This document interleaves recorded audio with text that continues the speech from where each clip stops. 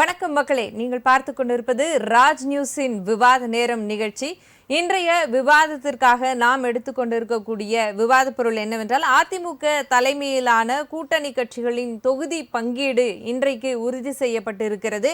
மேலும் என்டிஏ கூட்டணியில் பெரிய கட்சி சிறிய கட்சி என்று இல்லாமல் அனைத்து கட்சிகளும் தங்கள் விருப்பத்திற்கேற்ப அவரவர்களது சின்னத்தில் நிற்கலாம் என்ற ஒரு உறுதியையும் இபிஎஸ் அவர்கள் அளித்திருக்கிறார். மேலும் பணபலம் வைத்து பட்டி தயார் செய்கிறது திமுக என்றும் விமர்சித்திருக்கிறார் இபிஎஸ். திமுகவிற்கு எதிரான வாக்குகள் அதிமுகவிற்கே கிடைக்கும் என்றும் சூளுரைத்திருக்கிறார். இதையும் நம்மால் பார்க்க முடிகிறது. மேலும் தலைநகரான சென்னை தொகுதிகளில் அதிமுக ஆர்வம் காட்டாதது ஏன் என்ற கேள்வியும் எழுந்திருக்கிறது. ஆக 169 தொகுதிகளில் அதிமுக, 168 தொகுதிகளில் திமுக, மெஜாரிட்டி யாருக்கு என்பது குறித்து தான் இன்றைக்கு விரிவாக விவாதிக்க இருக்கிறோம். இது குறித்து விவாதிக்க நம்மோடு நமது அரங்கத்தில் இணைந்திருக்கக்கூடிய சிறப்பு விருந்தினர்களை வரவேற்று நிகழ்ச்சியை தொடங்குவோம். முதலாவதாக திமுகவின் ஆதரவாளர் திரு வழக்கறிஞர் சேயோன் அவர்கள், வணக்கம். வணக்கம். அடுத்ததாக அரசியல் விமர்சகர் திரு குமண ராஜா அவர்கள், வணக்கம். வணக்கம். அடுத்ததாக இணையம் வாயிலாக இணைந்திருக்கக்கூடிய அரசியல் விமர்சகர் திரு தூத்துக்குடி செல்வம் அவர்கள், வணக்கம் சார். வணக்கம்மா. சார், இன்றைக்கு திமுக தொடர்ச்சியாக சொல்லிக்கொண்டே இருந்தது, அதிமுக இன்னும் கூட்டணியே உறுதி செய்யலை, அவங்க எப்படி வெற்றி காண போகிறாங்க அப்படிங்கிற ஒரு விமர்சனத்தை நம்மால் பார்க்க முடிந்தது. ஆனால் இன்றைக்கு அதிமுக பிரச்சாரத்தை தொடங்கிவிட்டது மயிலாப்பூரில். இதை திமுக இன்னுமே அந்த நெருக்கடி கூட்டணி பிரச்சனைகளே இன்னும் உழண்டு கொண்டு இருக்கிறதாக நாங்கள் எடுத்துக்கலாமா? இல்லை, திமுக கூட்டணி இன்டாக்டாக இருக்குது, மிக பலம் வாய்ந்த கூட்டணியாக இருக்கிறது. தற்பொழுது எந்தெந்த தொகுதி எந்த கூட்டணிக்கு எந்த கட்சிக்கு என்று பிரிக்கக்கூடிய பேச்சுவார்த்தை நடந்து கொண்டு இருக்கிறது. நாளைய தினம் எந்தெந்த கட்சி எந்த தொகுதியில் போட்டியிடும் என்பதை முதலில் எண்ணிக்கையை முடிவு செய்தோம். தற்பொழுது தொகுதிகளை முடிவு செய்வார்கள். நாளைய மறுதினம் அநேகமாக வேட்பாளர், நாளைய மறுதினமோ சனிக்கிழமையோ ஞாயிற்றுக்கிழமைக்குள்ளே வேட்பாளர் பட்டியல் வெளியிடப்படும். அதனால் திமுக கூட்டணி ஒன்றும் தடுமாறல, நல்லா தான் இருக்குது. 168 தொகுதிகளில் உதயசூரியன் சின்னத்திலும் திமுக போட்டியிடுகிறது. அதிமுகவை பொறுத்தவரை சென்னையில் ஏன் ஆர்வம் காட்டலன்னு ஒரு தலைப்பு வச்சுருந்தீங்க. ஏன் ஆர்வம் காட்டலைன்னா, தோக்க போகிறதுக்கு ஏன் நம்ம ஆர்வம் காட்டணும்னு அதிமுக ஆர்வம் காட்டவில்லை. சென்ற 2021 சட்டமன்ற தேர்தலில் சென்னையில் உள்ள 16 தொகுதிகளிலும் அதிமுக படுதோல்வி, திமுக வெற்றி, மிகப்பெரிய வெற்றி பெற்றிருக்கிறது. அதே தான் தொடரும் என்பதால் தான் எடப்பாடி பழனிசாமி அவர்கள் சென்னையை பற்றி கவலைப்படவில்லை. சென்னைன்னு இல்லை, அதே போல் எந்த கட்சி வேண்டுமானாலும் எந்த சின்னத்தில் வேண்டுமானாலும் போட்டியிடலாம்னு எடப்பாடி பழனிசாமி ஏன் சொன்னார்னா, எப்படி இருந்தாலும் தோக்க போகிறோம், எந்த சின்னத்தில் நின்னாலும் திமுக தான் வெற்றி பெற போகுது, அதனால் நம்ம ஏன் சின்னத்தை பற்றி பெருசாக அழட்டிக்கணும், ரெட்டையில் நின்னாலும் தோல்வி தான், தாமரையில் நின்னாலும் தோல்வி தான், சிறிய கட்சிகளுடைய சொந்த சின்னத்தில் நின்னாலும் தோல்வி தாங்கிறதுனால தோல்வியை முன்பே கணித்த எடப்பாடி பழனிசாமி சிம்பல் பொறுத்து, அந்த சின்னத்தை பொறுத்து யார் எதில் வேண்டுமானால் நின்று கொண்டுங்கள், நாம் அனைவரும் தோல்வி அடையப் போகிறோம் என்ற எண்ணத்தில் தான் ரொம்ப பெரிய மனசு பண்ணி யார் எந்த சிம்பல் வேணாலும் சூஸ் பண்ணிங்கன்ட்டாரு. ஏன்னா இபிஎஸ் அவர்கள் சொன்னது ஒரு புறம் இருந்தாலும் கூட இன்றைக்கு திருமாவளவன் அவர்களுமே சொல்லி இருக்கிறாரு, மக்கள் நீதி மையம் இன்றைக்கு சட்டமன்ற தேர்தலில் களம் காணல, முழு ஆதரவு, நிபந்தனையற்ற ஆதரவு கொடுக்குறோன்னு சொன்னதுக்கு பிறகும் கூட எல்லா கட்சிகளின் அங்கீகாரமும் நம்மளுக்கு ரொம்ப முக்கியம், அதனால் மக்கள் நீதி மையம் டார்ச் லைட்ல நிச்சயமா நிற்கிறதுக்கு முதல்வர் அவர்கள் நிச்சயமா அதற்கு உறுதி கொடுத்திருக்கணும், இதுதான் முழுமையான சமூக நீதி பேசக்கூடிய ஒரு விஷயத்தை கடைபிடிக்கும் அப்படின்னு சொல்லியிருக்காரு. இதை நீங்க எப்படி பாக்குறீங்க? அதாவது மக்கள் நீதி மையத்துக்கு திமுக சில தொகுதிகளை தர முன் வந்தது. திமுக ஆட்சி மீண்டும் அமைய வேண்டும், பாரதிய ஜனதா கட்சியினுடைய கூட்டணியை எக்காரணத்தை கொண்டும் தமிழகத்தில் ஆட்சி அமைத்து விடக்கூடாது என்ற உயரிய எண்ணத்தில் மக்கள் நீதி மையத்தினுடைய தலைவர் மதிப்பிற்குரிய கமலஹாசன் அவர்கள் இந்த முறை திமுக மீண்டும் ஆட்சி அமைக்க வேண்டும், அதற்கு முழு மனதோடு நாம் ஆதரவு அளிப்போம், இந்த தடவை போட்டியில்லை என பரந்த மனப்பான்மையோடு தெரிவித்து விட்டார். அவருடைய நோக்கமெல்லாம் பாரதிய ஜனதா கட்சி ஆட்சி அமைக்கக்கூடாது, திமுகவினுடைய திராவிட மாடல் ஆட்சி, குறிப்பாக திராவிட மாடல் 2.0 தொடர வேண்டும், நல்லாட்சி தொடர வேண்டும் என்ற சீரிய நோக்கத்தில் அவர் போட்டியிடாமல் திமுகவிற்கு இல்ல, குறிப்பா தமிழகம் முழுவதும் பிரச்சாரம் செய்யறதா சொல்லியிருக்காரு. உதயசூரியன்ல தான் நிற்கணும் அப்படின்னு நிர்பந்திக்கப்படுறாங்க கூட்டணியில இருக்கக்கூடியவர்கள் அப்படின்னு ஒரு பேச்சும் அடிபடுது. அதே மாதிரி யாரும் சொல்லல, மீடியாவும் எதிர்க்கட்சியும் தான் சொல்லுது. இப்ப திருமாவளவன் சொன்னது இல்ல, அதாவது அவர் கடிதம் நேத்து கமல் சொல்லும்போது கூட அதே விஷயத்தை இல்ல, அதாவது திமுகவினுடைய தலைவரும் தமிழக முதலமைச்சரும் ஆகிய திரு முத்துவேல் கருணாநிதி ஸ்டாலின் அவர்கள் மதசார்பற்ற முற்போக்கு கூட்டணி மிகப்பெரிய வெற்றியை பெற வேண்டும், மத சார்புள்ள தேசிய ஜனநாயக கூட்டணி தோல்வி அடைய வேண்டும் என்ற உயர்ந்த எண்ணத்தில் சிறிய கட்சிகளை எல்லாம் உதயசூரியன் சின்னத்திலே நில்லுங்கள், வெற்றி பெறுவதற்கு எளிதாக இருக்கும் என்று ஒரு வேண்டுகோள் வைத்தார். அதை தோழமை கட்சிகள் எல்லாம் நல்ல உள்ளத்தோடு ஏற்றுக்கொண்டார்கள். எந்த விதமான வற்புறுத்தலோ அழுத்தமோ இல்லை. இல்லாத போது ஏதோ வற்புறுத்தல் அழுத்தம் இருப்பதாக மீடியாவும் எதிர்க்கட்சியும் தொடர்ந்து பொய் பிரச்சாரம் செய்து கொண்டிருக்கிறது. திருமாவளவன் அவர்கள் திமுகவிடம் அந்தந்த கட்சி அந்தந்த சின்னத்தில் போட்டியிட வேண்டும் என கோரிக்கை வைத்தது அந்தந்த கட்சிக்குரிய அங்கீகாரம் கிடைக்க வேண்டும் என்ற எண்ணத்தில் தானே ஒழிய வேறு ஒன்றும் இல்லை. நாங்களும் தோழமை கட்சிகளும் ஒற்றுமையாக இருக்கிறோம். தற்பொழுது திமுக கூட்டணி மிகப்பெரிய கூட்டு குடும்பம். கூட்டு குடும்பத்தினுடைய தலைவர் திரு முத்துவேல் கருணாநிதி ஸ்டாலின் எல்லோரையும் அரவணைத்து செல்கிறார். எங்களுக்குள் சில கருத்து வேறுபாடுகள் இருக்கலாம், ஆனால் அதனால் நாங்கள் பிரிந்து விடுவோம் என நினைத்தவர்களுடைய எண்ணங்களில் மண் விழுந்து விட்டது. அவர்களுடைய கனவுகள் எல்லாம் காணல் நீராகிவிட்டது. அதனால DMK alliance is intact, is very strong. அப்ப கமல் அவர்கள் சொன்னது டார்ச் லைட்ல நிக்கிறோம் அப்படிங்கறத வந்து தலைமை ஒத்துக்கல அப்படின்றதுனால நாங்க இதுல இருந்து விலகுறோம் அப்படின்ற விஷயத்தையும் சொல்லி இருக்காரு. அப்படி அவர் இது ஒரு அன்பு கட்டளையா முதல்வர் விரிச்சதா எடுத்துக்கலாம். அவர் அப்படி சொல்லல. கமல் அவர்களுடைய மிக உயர்ந்த எண்ணத்தை வந்து நீங்க வந்து மடை மாற்றி இல்ல, அது ஏற்புடையதாக இல்ல அப்படிங்கறத அவர் அந்த மாதிரி நீங்க கருத்தை எடுத்துக்க கூடாது. அவர் சொன்னது வந்து திமுகவில் சில தொகுதியை ஒதுக்க முன் வந்தார்கள். இருந்த போதிலும் திமுகவினுடைய ஆட்சி தொடர வேண்டும், பாரதிய ஜனதா கட்சி எக்காரணத்தை கொண்டும் தமிழகத்தில் நுழைந்து விடக்கூடாது என்ற ஒரு சீரிய எண்ணத்தில் தேர்தலில் போட்டியிடவில்லை என்று சொன்னார். சின்னத்திற்கும் அதற்கும் பிரச்சனை இல்லை. தயவு செஞ்சு நீங்க சென்று முடியறத விட்டுருங்க. திமுக கூட்டணி எல்லாம் முடிஞ்சிடுச்சு. அதாவது அந்த நீங்க சொல்ற பொருள் பட சொல்லல, அத முதல்ல புரியுங்க. அதாவது தமிழை வந்து நம்ம எப்படி வேணாலும் இன்டர்பிரட் பண்ணலாம். ஒரு பிரதான எதிரியை வெல்வதற்காக நாங்க வந்து ஒத்துழைப்பு கொடுக்கிறோம்னு அவர் சொன்னது எந்த அளவுக்கு உண்மையோ, டார்ச் லைட் கொடுக்கல அப்படின்னு அவருக்கு சின்ன மன வருத்தம் இருந்தது உண்மைதான். அதாவது மன வருத்தம்லாம் இல்ல, மன வருத்தம் எல்லாம் அவருக்கு இல்ல, முழு மனதோடு விட்டு கொடுத்தார். அதனால நீங்க அவர் வருத்தப்படாதவரை நீங்க வருத்தப்பட வைக்காதீங்க. சரி, தொடர்ந்து பேசுவோம். திரு தூத்துக்குடி செல்வம் அவர்கள். செல்வம் சார், கேள்வி உண்டா? வணக்கம். வணக்கம். அண்ணாமலை வணக்கம். திரு அண்ணாமலை அவர்கள் வந்து இந்த சட்டமன்ற தேர்தலில் நான் வந்து நிற்க போவதில்லை அப்படிங்கிற ஒரு விஷயத்த சொல்லி இருக்கிறாரு. நீங்க தொடர்ச்சியா அண்ணாமலை அன்பு கூட்டத்தின் பாதுகாவலராக இருக்கிற காரணத்தினால உங்ககிட்ட இந்த கேள்வி கேட்கிறேன். அதாவதுமா, ராஜ் நியூஸ் தொலைக்காட்சி நிறுவனத்திற்கு, நெறியாளர் சகோதரிக்கு, அதை போலவே என்னுடைய சக பங்கேற்பாளர்களுக்கு, அண்ணன் அருள் கபரியல் அவர்களுக்கு, தொழில்நுட்ப கலைஞர்களுக்கு என்னுடைய பணிவான மாலை வணக்கம். சகோதரி, நான் 1977 இருந்து இந்த தேர்தல் களத்தில் நேரடியாகவே பங்கெடுத்து வருகிறவன். அதனால நான் தேர்தலை வந்து உன்னிப்பா பார்த்துக்கிட்டு வர்றதுனால இதுவரை இல்லாத விசித்திரம் இந்த தேர்தலில் யாராலும் கணிக்க முடியாத அளவிற்கான ஒரு தேர்தலாக இருக்கிறது. இதுல திமுக பிரச்சனையே இல்ல அப்படின்னு நீங்க சொன்னீங்கன்னா அது தவறு. ஏன்னு கேட்டீங்கன்னா, நீண்ட காலமாக திமுகவோடு முரண்பட்டிருந்த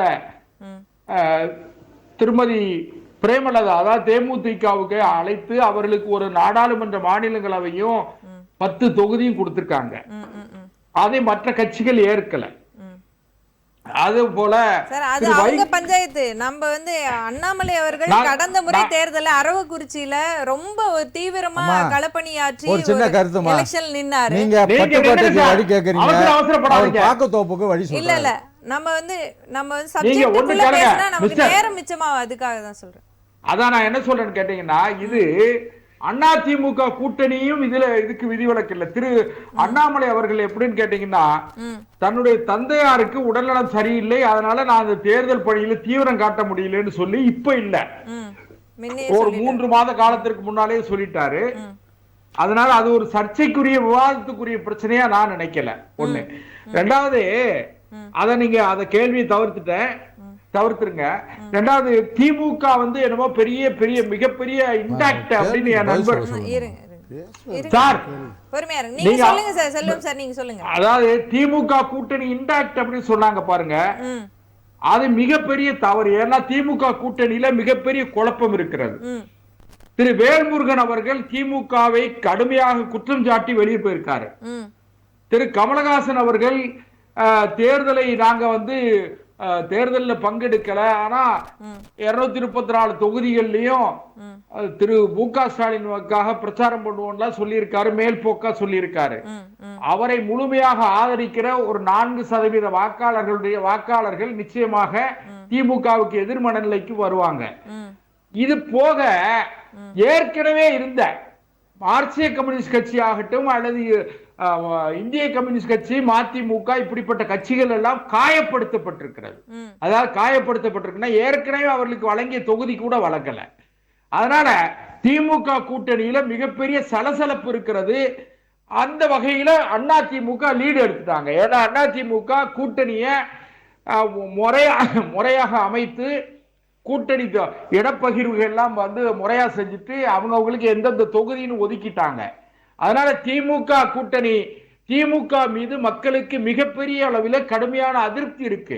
சகோதரிக்கு ஒண்ணு சொல்றேன், இன்னைக்கு கூட நீதிமன்றம், உயர் நீதிமன்றம் ஒரு அமைச்சர் மீது லஞ்ச ஒழிப்புத்துறை வழக்கு பதிவு செய்யணும்னு சொல்லியும் ஏன் பதிவு செய்யலன்னு சொல்லி கோர்ட் சார்ஜ் பண்ணியிருக்கு. அதனால என்ன கேட்டீங்கன்னா திமுக மேல மக்களுக்கு மிகப்பெரிய கடுமையான எதிர்ப்பு இருக்கு. சரி, அதே நேரத்துல அதிமுக அள்ளி வீசி இருக்கிற வாக்குறுதிகள் எல்லாம் அப்படியே நிறைவேற்றி முடியுமான்னு கேட்டா அதுவும் சங்கடம் தான். ஏன்னு கேட்டீங்கன்னா 1000 ரூபாய் கொடுக்கறதுக்கே திமுக 4 வருஷம் கொடுக்கல, கடைசி வருஷம் தான் கொடுத்தாங்க. 1000 ரூபாய் மாசம் அந்த பெண்களுக்கு உதவித்தொகை தருவோம் அப்படின்னு சொன்னதெல்லாம் 4வது ஆண்டில் தான் கொடுத்தாங்க. ஆனா அதிமுக இப்ப 2000 ரூபாய் நாங்க தருவோம்னு சொல்றாங்க. அது எந்த அளவுக்கு சாத்தியம்ங்கிறது எனக்கு புரியல. ஏன்னு கேட்டா ஒவ்வொரு மாதமும் 2 கோடி குடும்ப அட்டை வைத்திருக்கிற தாய்மார்களுக்கு மாதம் 4000 கோடி ரூபாய் ஒதுக்கீடு செய்யணும், ஒரு ஆண்டுக்கு 48,000 கோடி ரூபாய் ஒதுக்கீடு செய்யணும். அதெல்லாம் எந்த அளவுக்கு சாத்தியம்ங்கிறது எனக்கு தெரியல. அதனால இதெல்லாம் வந்து என்ன கேட்டீங்கன்னா, ஒண்ணு. ரெண்டாவது, அதிமுக சார்பில் அறிவிச்சிருக்கிற வாக்குறுதிகள்ல விவசாயிகள் இறந்தால் 10,000 சொல்லி இருக்கீங்க. சார், வாக்குறுதிகள் ஒரு பக்கம் இருக்கட்டும், அது தனி டாபிக், பெரிய டாபிக், அப்புறமா பேசுவோம். இன்றைக்கு வந்து அதிமுக வாக்கு சேகரிப்பில் ஈடுபட்டு இருக்கிறது, தன்னுடைய பிரச்சாரத்தை ஆரம்பிச்சிருக்கிறதுன்னு பார்த்தாலும் கூட பொதுவாகவே கட்சிகள் தன்னுடைய சொந்த கட்சி சார்ந்த வேட்பாளர்களை முதலில் முன்னிறுத்தி தான் தேர்தல் பரப்புரையை ஆரம்பிக்கும். அப்படி இருக்கும்போது கூட்டணி கட்சியாக இருக்கக்கூடிய பாஜகவிற்கு ஆதரவு தெரிவித்து இன்றைக்கு மயிலாப்பூரில் பரப்புரையை தொடங்கி இருக்கிறார் இபிஎஸ். இதை எப்படி பாக்குறீங்க? மயிலாப்பூர் மயிலாப்பூர் சென்டிமெண்டா, ஒவ்வொருத்தருக்கும் ஒரு இடம் வந்து சென்டிமெண்டா இருக்கு. மயிலாப்பூர்ல கபாலீஸ்வரர் இருக்காரு, கபாலீஸ்வரர் இருக்காரு, பார்த்தசாரதி கோயில் இருக்கு. அதனால ஒருவேளை திரு எடப்பாடி பழனிசாமி அவர்கள் நல்ல ஒரு அவருக்கு இருக்கிற நம்பிக்கை இருக்கிற காரணத்தால் அவர் வந்து என்ன செஞ்சிருக்கலாம், மயிலாப்பூர்ல இருந்து தொடங்கணும்னு நினைச்சிருக்கலாம். அந்த தொகுதி ஏற்கனவே பாரதிய ஜனதா கட்சிக்கு ஒதுக்கப்பட்டிருக்கிறது. அந்த தொகுதியில் அந்த கட்சியினுடைய முன்னாள் தலைவர், மூத்த தலைவர் திருமதி தமிழிசை அவர்கள் தான் வேட்பாளர் என்று ஏறக்குறைய முடிவாகி இருப்பதால் அங்க இருந்து ஆரம்பிச்சிருக்காங்கன்னு வச்சுக்கிட்டுங்களா. இதுல என்ன பெரிய சங்கடம் இருக்கு? இன்னும் சொல்ல போனா தோழமை கட்சி அரவணைக்கிற பெருந்தன்மை திரு இபிஎஸ் அதிமுக தலைமையிலான கூட்டணி மாதிரி அப்ப பார்க்க முடியல. அதுக்காக தான் இந்த கேள்வியை வச்சேன் நானு. அதிமுக தலைமையிலான கூட்டணி சகோதரி, இதுல ஒண்ணு நீங்க இவ்வளவு சந்தேகப்படுறீங்க. அதிமுக தானே தமிழ்நாட்டுக்கு இல்ல, அப்ப உறுதி செய்து இந்த தொகுதிக்கு இந்த வேட்பாளர்கள் தான் அப்படின்னு உறுதி செய்த ஒரு தொகுதியில் அவர் ஆரம்பிச்சிருந்தா சிறப்பாக இருக்கும் அப்படிங்கிறது தான் எங்களுடைய பார்வையாக இருக்கிறது. சகோதரி, ஒண்ணு கேளுங்க, போக போக இப்ப 23 வேட்பாளர் அதிமுக அறிவிச்சிருக்காங்க. பாட்டாளி மக்கள் கட்சி 3 வேட்பாளர் அறிவிச்சிருக்காங்க. அதே நேரத்துல ஒரு சின்ன சலசலப்பு கூட இல்லாம அந்த கட்சி தொகுதி பங்கீட்டை நிறைவு செய்து எல்லா கட்சிகளுக்கும் ஒரு மனநிறைவை கொடுக்கிற அளவுக்கு பண்ணிட்டாங்க. ஆனா திமுக என்னன்னு கேட்டீங்கன்னா 168 இடத்துல போட்டியிடுற திமுக கிட்டத்தட்ட 12 இடங்கள்ல திமுக சின்னத்துல போட்டிடுறாங்க. யாரு? திரு தனியரசு ஆகட்டும், கருணாஸ் ஆகட்டும், அல்லது தமிழ் அன்சாரி ஆகட்டும், அல்லது மதிமுக இருந்து 3 பேரு. மதிமுக எப்படி தெரியுமா உங்களுக்கு? பேர் 4 தொகுதி, ஆனா ஒரே ஒரு இடம் தான் அவங்களுக்கு தனி சின்னம். அதனால அது அவரு ஜவஹர்லா இவங்க எல்லாம் சேர்த்தீங்கன்னு சொன்னா திமுகவுக்கு 180க்கு மேற்பட்ட இடங்கள்ல திமுக சின்னத்தில் நிக்கிறாங்க. இது என்ன வகையிலான கூட்டணி? அந்த கட்சியினுடைய தனித்த அடையாளம் போயிருமா இல்லையா? என்டிஏ கூட்டணியில கூட பிஜேபியின் தாமரை சின்னத்தை வைத்து கூட்டணி கட்சிகள் ஒரு சில இன்றைக்கு தேர்தல் காண தயாராக இருக்கிறதையும் நம்மளால பார்க்க முடியுது இல்லையா? இல்ல சகோதரி, அவங்களுக்கு என்ன கேட்டீங்கன்னா அவங்க விரும்பி வர்றது எங்க சின்னத்துல தான் போட்டியிடணும்னு எந்த கட்சியும் சொல்லல. என்டிஏல வந்தா விரும்பி வராங்க, டிஎம்கேல வந்தா வம்படியே இழுத்துட்டு வராங்க அப்படின்னு வச்சு. இல்ல சகோதரி, நீங்க அதுல என்ன கவனிக்கணும்னு கேட்டீங்கன்னா என்டிஏல யாருன்னா மரியாதைக்குரிய ஜான் பாண்டியன் தமிழக மக்கள் முன்னேற்ற கழகமும் திரு ஏசி சண்முகமும் ஏற்கனவே அவங்க தாமரை சின்னத்திலே நிக்கிறவங்க. அதனால அது ஒரு பெரிய விஷயமா நீங்க சர்ச்சைகளை நான் இன்னொரு விஷயமும் சொல்றேன் சகோதரி. இந்த கட்சி ஜெயிச்சிரும், அந்த கட்சி ஜெயிச்சிரும், இவங்க இன்டாக்டா இருக்காங்க, இவங்க இன்டாக்டா இல்லங்கிற மாதிரிதான் இல்ல. இந்த தேர்தல் கொஞ்சம் விசித்திரமா இருக்கும். இடத்துக்கு இடம், தொகுதிக்கு தொகுதி, வேட்பாளர்களுடைய தகுதி நிலை, வேட்பாளருடைய தகுதி நிலையை பொறுத்து வாக்காளருடைய மனநிலை மாறும்னு சொல்லி கூட நான் அபிப்பிராயப்படுறேன். ஏன்னு கேட்டீங்கன்னா இவங்க அப்படியே ஜெயிச்சிருவாங்க. ஒரு அலை வீசும் பாருங்க, ஒரு அலை வீசுற மாதிரி வேவ் அப்படியே அடிச்சுட்டு போயிரும். சில தேர்தல்ல ஒரே மாதிரி இருக்கும், வேட்பாளர் தேர்தல் பிரச்சாரத்துக்கு கூட போக மாட்டாங்க, ஆனா ஜெயிச்சிருவாங்க. அப்படிப்பட்ட சூழ்நிலை இப்பொழுது இல்லை. இந்த தேர்தலை பொறுத்தவரையிலும் பணமும் தேர்தல் வாக்குறுதிகள் வெற்றி அறிவிப்புகளும் பெரிய அளவுல எடுபடாது. ஏன்னு கேட்டா திரு விஜய் அவர்கள் நான் என்ன மறுபடியும் விஜய் விஜய்னு சொல்றேன்னு என்னுடைய நண்பர் ஒரு செய்தியோட முடிச்சிடுறேன். விஜய் அவர்கள் இன்னும் களத்துக்கு வர்றதுக்கு அவர் தயாராகும் போது களம் எப்படி மாறுங்கிறது இன்னும் நம்ம கணிக்க முடியல. அதனால தேர்தலில் திமுகவுக்கு எதிரான மனநிலை உள்ள வாக்காளர்கள் அதிகமாக இருக்கிறார்கள் என்பது மறுப்பதற்கில்லை. சரி, தொடர்ந்து பேசுவோம். அடுத்ததாக நம்மோட அரங்கத்தில் இணைந்திருக்கக்கூடிய குமணராஜா அவர்கள், நீங்கள் சொல்லுங்க சார்.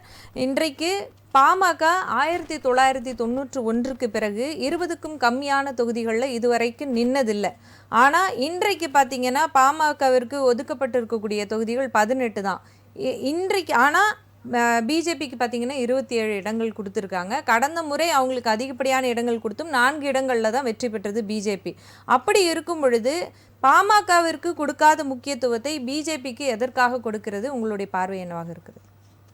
காலத்தினால் செய்த நன்றி சிறிதுனினும் ஞானத்தின் மானப்பெரிது என்கின்ற வள்ளுவனுடைய குரல் வேற யாருக்கு பொருந்துகிறதோ இல்லையோ இன்றைக்கு தமிழகத்தில் இருக்கின்ற எல்லா அரசியல் கட்சிகளுக்கும் மிகச்சிறப்பாக பொருந்துகிறது. இப்பொழுது என்னுடைய அன்பு நண்பர், திராவிட முன்னேற்ற கழகத்தினுடைய சீரிய தொண்டர், அந்த துருப்பிடித்து போன பழைய பஞ்சாங்கமான இந்த கம்பியை அவங்க என்னைக்கு தான் தூக்கி போடுவாங்கன்னு தெரியல. அதாவது பாஜக எந்த பக்கம் ஏதாவது இருந்தால் அது மத சார்பான கூட்டணி, இவங்க எதிர் இருந்தால் அது மத சார்பற்ற கூட்டணி. இவங்களே ஒரு முத்திரையை கையோட வச்சிருப்பாங்க, கையில் வச்சுக்க வேண்டியது ஓகே, இந்த ஒரே குத்து ஒரு முத்திரை, இது மதசார்பற்ற கூட்டணி. நாங்கள் எந்த பக்கம் இருக்கோம் அதெல்லாம் மதசார்பற்ற கூட்டணி அல்ல என்று கடந்த 25 ஆண்டுகளாக உளுத்து போன அந்த வாதத்தை இன்றைய வரைக்கும் அவர்கள் தொடர்ந்து அதை பொய்த்து போகாமல் தன்னுடைய நிலையிலேயே வைத்து கொண்டிருக்கிறார்கள். திராவிட முன்னேற்ற கழகத்தினுடைய கூட்டணியிலே இருக்கின்ற நண்பர்கள் அவரவர்கள் கதறி கொண்டிருக்கிறார்கள். எப்படி கதறி கொண்டிருக்கிறார்கள் என்றால், ஒரு வளர்ந்து வருகின்ற ஒரு சிறு செடியை முழுவதுமாக வேரை மட்டும் விட்டுவிட்டு மேல் பகுதி அனைத்தையும் வெட்டி சாய்த்து விட்டு, ஏங்க இப்படி இருக்கிறீங்க, இந்தாங்க தண்ணி ஊற்றுறோம், நாங்களே தண்ணி வைக்கிறோம், தண்ணி ஊற்றுறோம், தோண்டி வைக்கிறோம், சைடில் பள்ளம் வச்சுருக்கோம், மோட்ரு ஃபெசிலிட்டி ரெடி பண்ணி வச்சுருக்கோம், எல்லாமே தயாராக இருக்குது, ஆனால் மேலே மட்டும் வெட்டி இருக்கிறோம் அப்படின்ற சொல்கின்ற கதையாக நீங்கள் சகோதரி கூட கேட்டீங்க. அதாவது திமுகவில் வந்தால் அது இழுத்து வரப்பட்டதாக சொல்லுகிறீர்கள், ஆனால் மற்ற கட்சிகளில் வந்தால் அவங்க வந்து தானாக வந்துட்டாங்கன்னு சொல்ல வரீங்க அப்படின்னு சொல்லிட்டு அந்த அந்த கேள்வி எப்படி மறுக்கப்படுகிறது என்றால், எளிமையாக கூட்டணியிலே வருகின்ற ஒவ்வொருத்தவரையும் திராவிட முன்னேற்ற கழகம் அழைத்து நீங்கள் இத்தனை சீட்டில் போட்டியிடணும், ஆனால் இது இத்தனை சீட்டில் உதயசூரியனில் போட்டியிடணும். மற்ற ஏற்கனவே 47 கட்சிகள் இங்கே தமிழகத்திலே தேர்தல் ஆணையத்தால் அங்கீகாரப்பட்ட பதிவு செய்யப்பட்ட அரசியல் கட்சிகள் இல்லை என்று டிக்ளேர் பண்ணியிருக்காங்க. எதுக்காக அப்படின்னா, இதற்கு முன்பாக 3 தேர்தல்களில் நீங்கள் உங்களுடைய சின்னத்திலேயோ அல்லது உங்களுடைய கட்சியினுடைய பெயர்லையோ நீங்கள் போட்டியிடவே இல்லை. அதனால் இந்த 47 கட்சிகளையும் பதிவு செய்யப்பட்ட அரசியல் கட்சி என்ற அங்கீகாரத்தை தேர்தல் ஆணையம் எடுத்துருச்சு. இப்போ அப்படி இருக்குது. சரி, மறுபடியும் அதே தான் செய்கிறாங்க. அது பாஜகவாக இருக்கட்டும், அல்லது ஜனநாயக மக்கள் கட்சியாக இருக்கட்டும், அல்லது இவங்க முஸ்லீம் லீக்காக இருக்கட்டும், அல்லது கொங்கு நாடு தேசிய மக்கள் கட்சியாக இருக்கட்டும், இவங்க எல்லாரையும் ஒரு சீட்டு ஆளுக்கு கொடுத்துருக்கிற கருணாஸாக இருக்கட்டும், அவர் கருணாஸுக்கு அப்படி தான் செய்ய முடியும். அவருக்கு வேறு வழி இல்லை. நிலைமைக்கு ஏற்ற மாதிரி சேர்ந்துக்கிட்டு போன தடவை அதிமுகவில் நின்னார், ரெட்டரில் ஜெயிச்சார் திருவாடாரில். அதுக்கப்புறம் நடுவில் இல்லாமல் போயிடுச்சு. மறுபடியும் வந்துட்டார், ஒரு சீட்டை வாங்கினவர். அவர்கிட்ட போய் கேள்வி கேட்க முடியுமா? அவர் புதையிலிருந்து தான் நின்னாகணும், வேறு வழி இல்லை. ஆனால் மற்ற பெரிய கட்சிகளை மார்க்சிஸ்ட் கம்யூனிஸ்ட் கட்சியினுடைய தோழர் பே. சண்முகம் அவர்கள் என்ன சொன்னார்? 5 சீட்டுகளை நாங்கள் ஏற்றுக்கொண்டோம், ஆனால் இதில் எங்களுக்கு திருப்தி இல்லை. தெளிவா சொல்றாரு, செய்தியாளர்கிட்ட சொல்றாரு. மக்கள் நீதி மையத்தினுடைய தலைவர் கமலஹாசன் அவர்கள் தெளிவா சொல்றாரு, டார்ச் சின்னத்துல நாங்க கேட்டோம், டார்ச் சின்னத்துல போட்டியிருக்கிற வாய்ப்பு இல்லை, உதயசூரியன் தான் போட்டியிடணும் அப்படின்னு சொல்லி சொன்னா, செய்யணவர்கள் வழக்கறிஞர் அல்லவா, வாகை சுடுகின்றவர், ரொம்ப ரொம்ப சாதுரியமா அதை சொல்றாரு. அந்த அர்த்தத்தில் சொல்லவில்லை, அந்த தொனியில் சொல்லவில்லை என்று சொன்னால், அதான் மஞ்சள் புல்சேரியில் சொல்லிட்டாரு அவரு, நான் நிற்கவே வேண்டாம், நாங்கள் போட்டியிட விரும்பவில்லை, நாங்க உங்களை ஆதரிக்கிறோம் அப்படின்னு சொல்லிட்டு. எப்பொழுது தனக்காக ஒரு மாநிலங்களவை வெளியேறுவதற்குண்டான வாய்ப்புகள் இருந்தும் வெளியேறாம கூட்டணியிலே அத்தனை பேரும் நிலைத்திருப்பது ஓரணியில் நின்று வெல்வதற்கான ஒரு யுத்தியாகவும் நம்ம எடுத்துக்கலாம் இல்லையா? அப்ப அவங்க ஏன் தனியா கட்சி நடத்தணும்? அவங்க ஏன் தனியா கட்சி நடத்தணும்? அதைத்தான் அவர் சொல்றாரு. வஞ்சப்புகச்சேரியில தெளிவா சொல்றாரு, ஐயா நீங்க சொல்றதை செய்ய மாட்டீங்க, நாங்களும் எங்க மானத்தை விட்டு கொடுக்க கொஞ்சம் போல ஒட்டி இருக்கின்ற மானத்தையாவது இனி காப்பாத்திக்கிடணும் அப்படின்னா நாங்கள் உங்களுக்கு ஆதரவு அளிக்கிறோம், நாங்கள் நிக்காட்டி விட பரவாயில்லை. எந்த ஒரு அரசியல் கட்சியும் தேர்தலில் நிற்காமல் புறக்கணிப்பது என்பது தன்னைத்தானே மண்ணை வாரி போட்டுக் கொள்கின்ற யானைக்கு சமமாகி விடுமே ஒழிய இங்கே மக்கள் முன்னாடி வந்து அது எடுபடாது. எல்லா ஊர் உலகம் தெரியும். அவங்களை பத்தி பேசுறது ஒரு பக்கம் இருக்கட்டும், நான் கேட்ட கேள்வி வந்து பாமகவிற்கு தொகுதிகள் குறைக்கப்பட்டு இருக்கிறது, இதை நீங்க எப்படி பாக்குறீங்க? பாமகவுக்கு குறைக்கப்பட்டிருக்குன்னா இன்றைக்கு சூழலும் சந்தர்ப்பம் அப்படி இருக்குது, வேற வழி இல்லாம. உண்மைதான், ஏற்றுக்கொள்ளுவோம். ஏனென்றால் பாமக இன்றைக்கு பிரிந்து இருக்கிறது, இல்லை என்றெல்லாம் சொல்ல முடியாது. சும்மா பூசி முடுகிற வேலையெல்லாம் கிடையாது. நமக்கு யாருக்கும் சப்பை கட்டு கட்ட வேண்டிய அவசியமும் இல்லை. பாமக வந்து ஏற்கனவே இப்பொழுது அன்புமணி ராமதாஸ் தலைமையில் இருப்பதுதான் உண்மையான பாமக என்று நீதிமன்றங்கள் சொல்லி இருக்கிறது. மன்னிக்கணும். இன்றைக்கு நம்மோடு நமது அரங்கத்தில் இணைந்திருக்கக்கூடிய மற்றும் ஒரு சிறப்பு விருந்தினரான வழக்கறிஞர் பிரிவு மாநில துணை செயலாளர் விசிகவை சேர்ந்த இரா சீனிவாசராவ் அவர்கள். வணக்கம் சார், நீங்க தொடரலாம். இரண்டா பிரிஞ்சு நிற்கிறாங்க. அப்போ பிரிஞ்சு நிற்கும் போது சூழ்நிலை சந்தர்ப்பத்துக்கு ஏற்ற மாதிரி பாஜகவுக்கு போன தடவை 20 சீட் கொடுத்தாங்க, இன்னைக்கு 27 கொடுத்துருக்காங்க. அதனால இவங்களை குறைக்க வேண்டிய அவசியம் வருது. அதனால உடன்படி ஏற்றுக்கிட்டாங்களே. எங்க பிரச்சனை வந்துச்சு? 4 சுற்று ரவுண்டு பேசினாங்களா? 5 சுற்று ரவுண்டு பேசினாங்களா? ஒன்றும் பேசல, ஏறடி ஏற்றுக்கொண்டார்கள். வேட்பாளர் இன்னைக்கு 3 பேர் வேட்பாளரையே அனௌன்ஸ் பண்ணிட்டாங்க. அப்படின்னா சொன்னதை ஏற்றுக்கொண்டு அதை ஏற்றுக்கொள்கின்ற கூட்டணியாகத்தான் அந்த கூட்டணி இருக்கிறது. ஏற்றுக்கொள்ளவில்லைன்னா அங்கேயும் அடுத்த கட்ட பேச்சுவார்த்தைகள் தொடர்ச்சியாக நடந்திருக்கும் இல்லையா? அந்த இஃப் எப்ப வரும்? ஏற்றுக்கொள்ளவில்லை என்றால் அப்படின்னா எம்ஜிஆர் இருந்திருந்தால் ஜெயலலிதா இருந்திருந்தால் அதுவா இன்னைக்கு கேள்வி? இருந்திருந்தால் கேள்வி அல்ல, இல்லாமல் போய்விட்டார்கள். இபிஎஸ் அவர்கள் முதல்வராக வந்து விட்டார். அதற்கு பின்பாக சீரா பன்னீர்செல்வம் அவர்கள் திராவிட முன்னேற்ற கழகத்திற்கு தன்னை ஒப்படைத்துக் கொண்டிருக்கிறார். இதெல்லாம் நடந்துருச்சு. போயிருந்தால் வந்திருந்தாலுங்கிற கேள்விக்கே இல்லை, இஃபே கிடையாது. எல்லாமே நடந்து முடிஞ்சு விட்டது. ஆகவே இந்த கூட்டணி தான் ஒரு நல்ல கூட்டணி. இப்போ அவர் இந்த ஒரு விஷயம் மட்டும், மற்ற எல்லாம் செய்ய முடியுது இல்லையோ, நம்ம அண்ணன் செல்வம் அவர்கள் சொன்னதை போல எல்லா வாக்குறுதியும் நிறைவேற்றி தர முடியுமோ இல்லையோ, ஆனால் தாய்மார்களுடைய வீட்டெல்லாம் இப்ப கொஞ்சம் ஒரு ஏற்கனவே இருக்கிற ஃப்ரிட்ஜை கொஞ்சம் தள்ளி வச்சுட்டு அடுத்த ஃப்ரிட்ஜ் என்னைக்கு வரப்போகுது அன்னைக்கு எடுத்து வச்சுக்கிட்டு நம்ம குழந்தைகளுக்குன்னு ஒரு ஃப்ரிட்ஜை தனியாக கொடுத்துருவோம் அப்படிங்கிற அளவிற்கு மக்கள் எல்லாம் தாய்மார்கள் தயாராக இருக்கிறார்கள். இன்னைக்கு ஃப்ரிட்ஜு உள்ளத்திலெல்லாம் குழுகுழுவை உண்டாக்கி இருக்கிறது. குழு சாதன பெட்டி தமிழ்நாட்டையே குளிர்வ செய்திருக்கிறது. அதுதான் யதார்த்தம். அவர்கள் முன்னோக்கி செல்லிக் கொண்டிருக்கிறார்கள், இவர்கள் பின்னோக்கி இருக்கிறார்கள். அவர்கள் ஆன்டி எஸ்டாபிளிஷ்மெண்ட் என்பது எல்லா கட்சிக்கும் உண்டு. திராவிட முன்னேற்ற கழகத்துக்கு மட்டும் இல்லை, அவங்க தங்களுடைய இதெல்லாம் சொல்லியிருக்காங்க, இல்லைன்னா சொல்லவில்லை. அவன் எத்தனையோ பணிகளை செஞ்சிருக்கோம், இவ்வளவு வாரி கொடுத்துருக்கோம், அள்ளி கொடுத்துருக்கோம் சொல்லியிருக்காங்க, சொல்லியிருக்காங்க, இனிமேலும் செய்வோம் அப்படின்றாங்க. ஆனாலும் அதாவது ஒவ்வொரு தேர்தலுக்கு என்று ஒரு ட்ரெண்டுக்கு கிரியேட் ஆகும். கலைஞர்கள் இருந்தபோது வண்ண தொலைக்காட்சி பெட்டி வந்து ஒரு ட்ரெண்டு தூக்கிடுச்சு. அம்மா அவர்கள் இருந்தபோது வந்து ஃபேனும் மிக்சியும் ஒரு தூக்கிடுச்சு. அதுக்கப்புறம் இப்போ இந்த தேர்தலில் முதலாக இன்னைக்கு வந்திருக்கிற குளிர்சாதன பெட்டி எல்லோருடைய தாய்மார்கள் உள்ளத்தில் குளிர்வித்திருக்கிறது. ஆகவே அவர்கள் முன்னேறி செல்கிறார்கள் என்பது யதார்த்தம். சரி, என்ன நடக்க போகிறது என்பதை வருகின்ற நாட்கள் தீர்மானிக்கும். சரி, தொடர்ந்து பேசுவோம். திரு சீனிவாச ராவ் அவர்கள். சார், இன்றைக்கு வந்து விசிகா வந்து 8 தொகுதிகளுக்கு அக்செப்ட் பண்ணிடுச்சு. பட் இன்றைக்கு வந்த தேமுதிகவிற்கு வந்து 10 தொகுதிகள் வழங்கப்பட்டது வந்து தொடர்ச்சியாக சர்ச்சையான ஒரு பேச்சை கிளப்பி கொண்டிருக்கிறது. திரு திருமாவளவன் அவர்களும் தொடர்ச்சியாக தன்னுடைய அதிருப்தியை வந்து சுற்றி வளைச்சி ஒவ்வொரு பேச்சுகள்லையும் ப்ரெஸ் மீட்லையும் சொல்லப்படக்கூடிய விஷயங்களை பார்க்க முடியுது. உண்மையிலேயே விசிகா என்பது வந்து புறக்கணிக்கப்படுகிறதா, கட்டுப்படுத்தப்படுகிறதா, அதற்கு சரியான தொகுதிகள் வழங்கப்படவில்லையா என்ற ஒரு கேள்வி இருக்கிறது. இதற்கு இல்லை, எங்கள் தலைவர் வந்து தொகுதி வாங்கிட்டு வந்து வெளியே வந்த உடனே சொல்லிட்டாரு, நாங்கள் மனப்பூர்வமாக ஏற்றுக்கொள்கிறோம், எந்த முரண்பாடும் இல்லை, எங்களுக்கு ஒரே இலக்கு மதவாத சாதியவாத இந்துத்துவா பாரதிய ஜனதா தமிழ்நாட்டில் கால் பதித்து விடக்கூடாது, ஆட்சி கட்டில் அமரக்கூடாது என்பதற்காக நாங்கள் எந்த இழப்பையும் விடுதலை சிறுத்தை இழப்பதற்கு நாங்கள் தயாராக இருக்கிறோம். தொகுதி மட்டும் இல்லை, இன்னைக்கு திராவிட முன்னேற்ற கழக ஆட்சியை மீண்டும் கட்டமைப்பில் கொண்டு வருவதற்கு விடுதலை சிறுத்தை அயராத பாடுபட வேண்டும்னு எங்கள் தலைவர் முகநூல் வாயிலாக எங்களுக்கு கட்டளையிட்டிருக்கிறார்.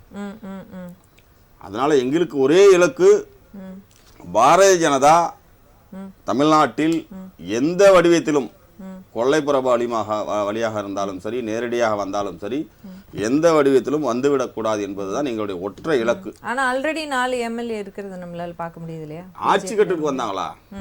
அவங்க என்ன, அவங்களுடைய பி பிளான் என்னன்னா, மகாராஷ்டிராவில் எப்படி ஏக்நாத் சிண்டேவை ஏற்படுத்தினார்களோ அதே போல் தமிழ்நாட்டிலும் ஏற்படுத்த வேண்டும் என்பதுதான் அவங்களுடைய பிரதான ஒரு கிட்டன் அஜெண்டாவா இருக்குது. எதிர்வரும் காலத்துல வந்து தமிழக மக்கள் பார்க்க போறாங்க. அதற்கு ஒருபோதும் நாங்கள் விட்டு கொடுக்க மாட்டோம்.